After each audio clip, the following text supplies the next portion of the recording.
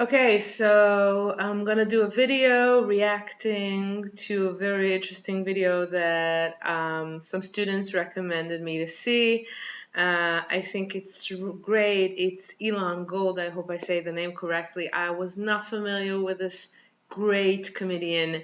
He does everything in English. I usually listen to things in Hebrew. But I think it's hilarious, and I want to react to things he's gonna say about Hebrew. So let's dig in. My only problem with being in Israel is that I don't speak Hebrew because I only went to yeshiva for 15 years. 15 years! And I can read it, but I don't get it. I just want to say that it's something that so many people talk about. I have a lot of students coming to me after many years in yeshiva, Hebrew school, even ulpans here in Israel, and it's very frustrating. He does it very funny, obviously, but it's very frustrating when you study so much, so many years, and you still can't speak. I have to say it's the same case with English in Israel. When you learn for many years, you learn English in schools in Israel, and most people they don't finish school when they can speak. And it's something to do with how we learn a language in modern times. If it's not our mother tongue, then if it's a second language, a third language, then something in the mechanism of how we learn a language is destroyed. It's taken out of context. It's not fun anymore. You don't really get to practice, truly speak and listen. And there's a lot of things that I don't know why, but for some reason we took this great mechanism of learning a language, which is very natural, and we do it when we're babies, and we twisted it around and we changed it, and everything is upside down. We study in the exact way that doesn't allow us to understand. So this frustration, many people feel, and everyone thinks they're alone. I think it's great that he puts it out there. Yeah, I love it. I think it's great. It's so true. My parents sent me to yeshiva. They lost a small fortune on me. They could have moved out of the Bronx years before they did, only to have their idiot son standing there in Israel going, "Ech omrim."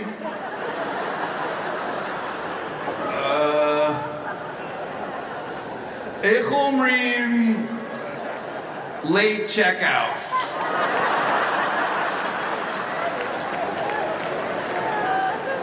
Low noon, low noon, low noon, low noon. Okay, we actually say איך אומרים. How do you say late checkout? אנחנו אומרים checkout.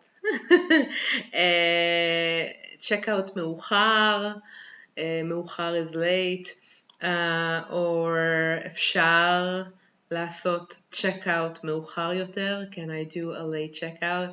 אנחנו אומרים check in and check out.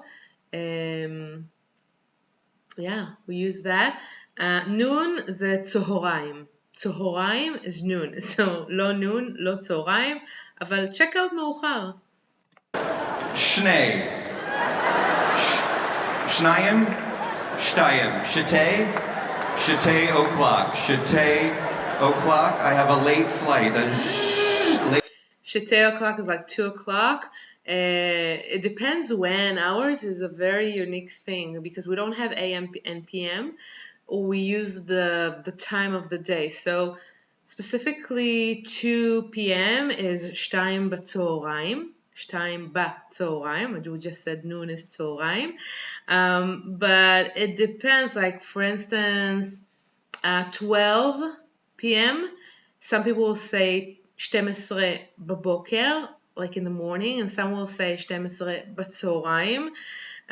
It's very interesting when I teach hours.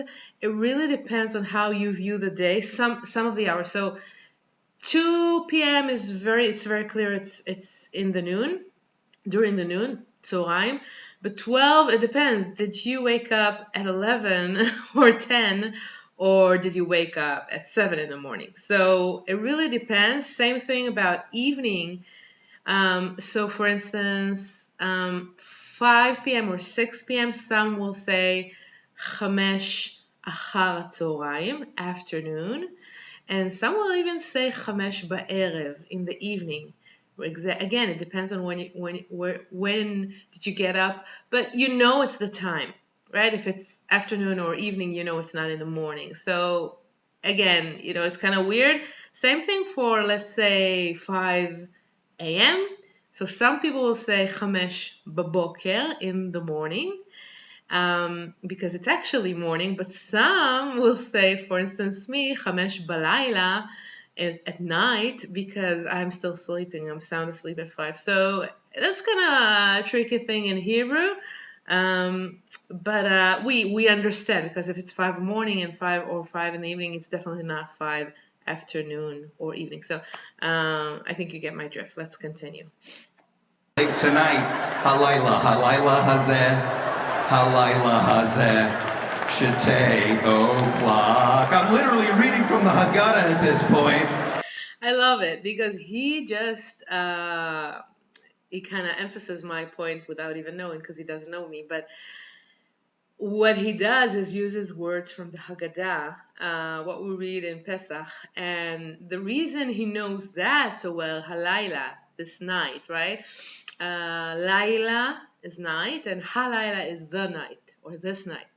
So the reason he knows halayla, shetei o'clock, shetei pe'amim, two times, twice, is that he's reading it every Pesach, and so it's repetition, and it's a song, so it's fun, it's catchy, it has rhymes, and you do it with the family. So there's so many elements where you just use this thing over and over again with context and fun and music, and then he knows that, and he can kind of apply it to other things, and that's how we learn. So already it's like, I think it's, if you really look at this video, besides the fact that he's really good, he's really funny, then you can kind of understand how people study and what allows them to retain the information and what prevents them from speaking.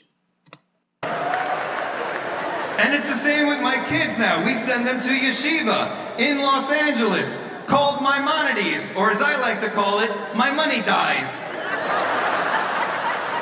Because they don't speak a word either.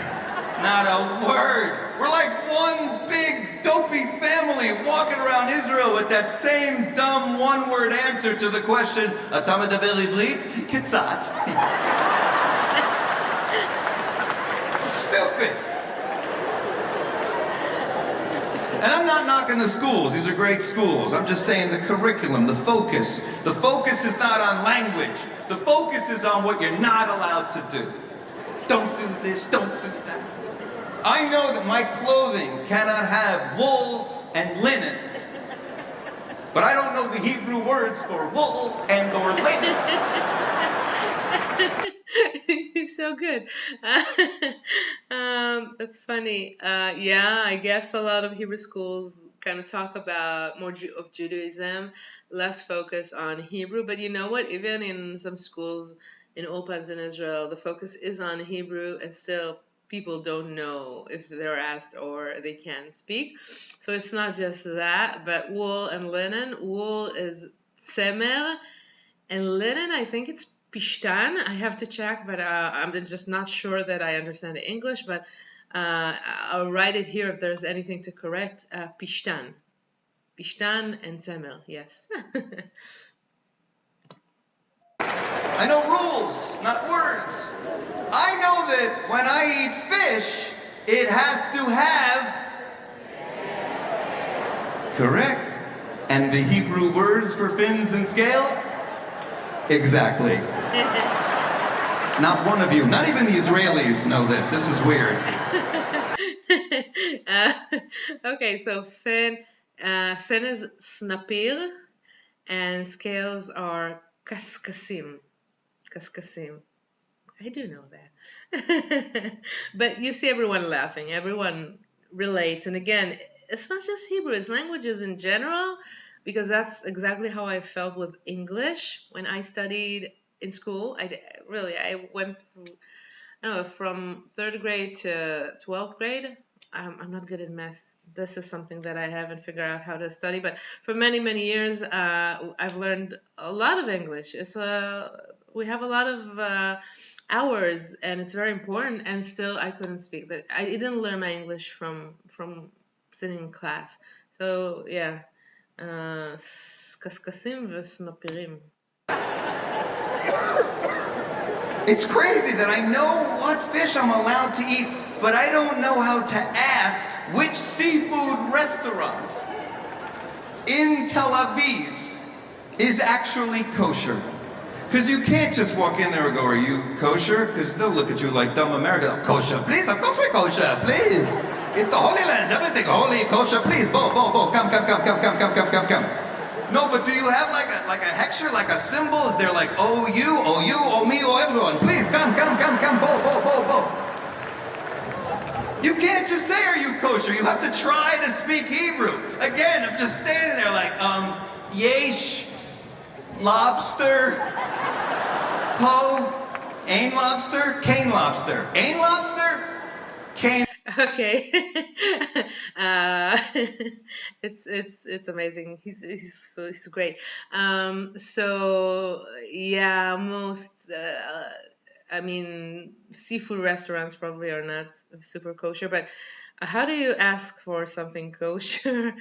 Kosher, if I'm not doing the accent, I'm just saying kosher, like in Hebrew, it's actually fitness. Kosher, but when we use the Israeli accent, kosher is fitness. אני רוצה לעשות kosher. I want to like work out. So kosher is kashrut. I want to ask, יש לכם kashrut. Okay, kashrut is like the noun of kosherness. I don't know how to say it in English.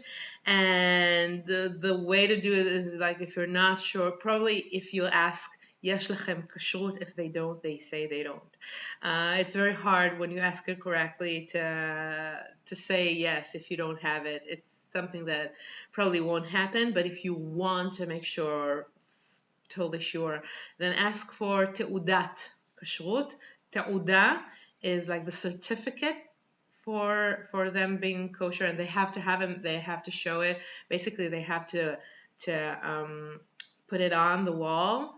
You're not supposed to ask, but if you're not sure where it is, which wall, or maybe they didn't put it, then you can ask, and if they are kosher, then they'll give it to you immediately. So, יש לכם תעודת כשרות.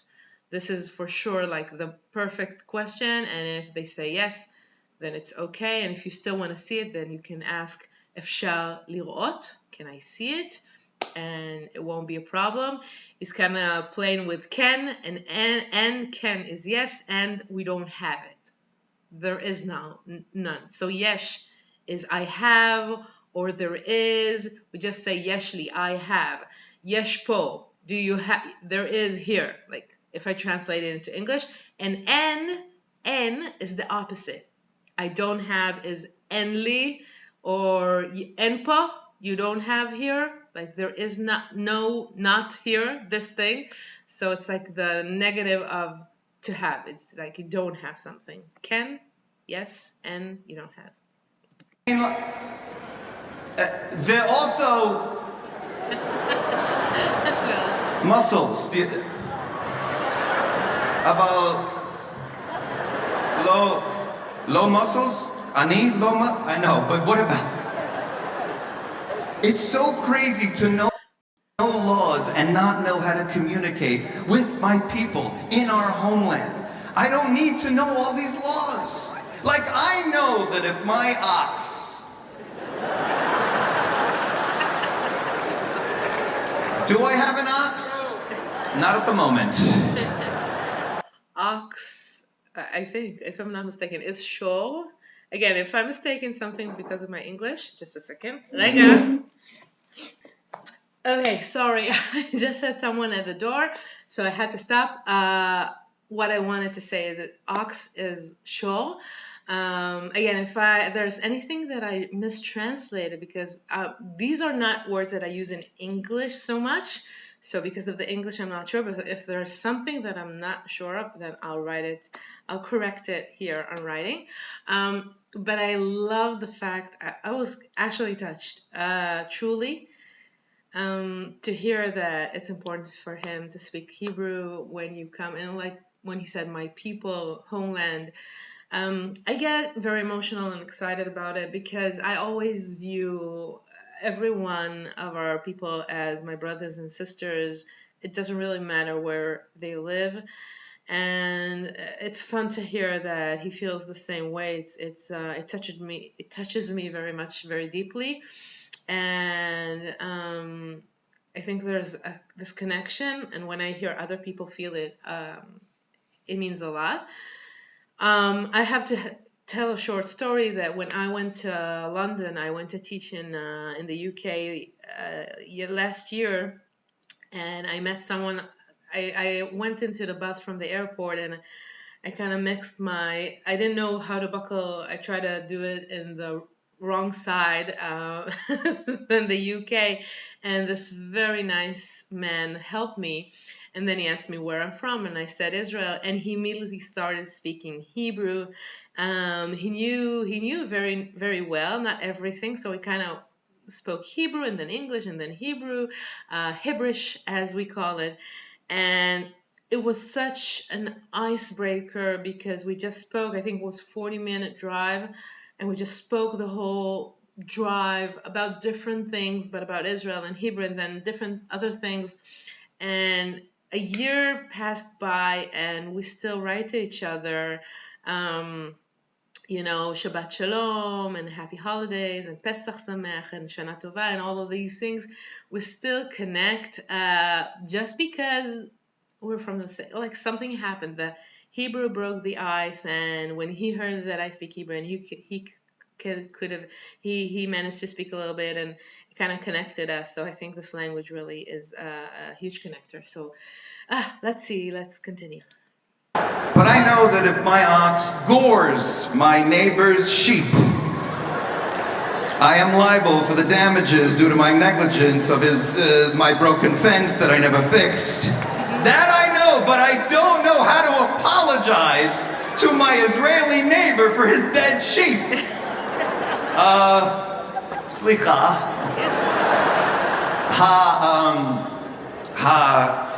Your, כבשה, your כבשה, הכבשה שלך.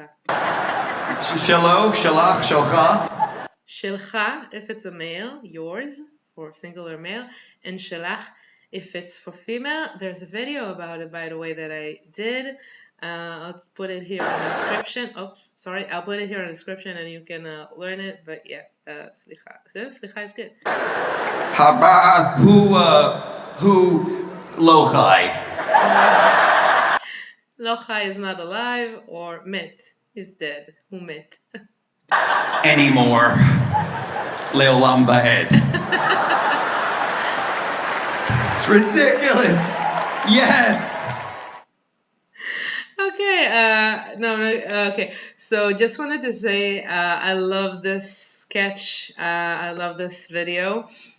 I suspect that Elon Gold knows a little bit of Hebrew, just the way he pronounces things, but I don't know. Maybe I'm totally wrong. It's kind of a feeling that I get. He knows a little bit of Hebrew, or a lot, but maybe I'm wrong. So thank you for this video, Elon. I loved it, and I hope that you've learned some new things. Till next time, bye bye.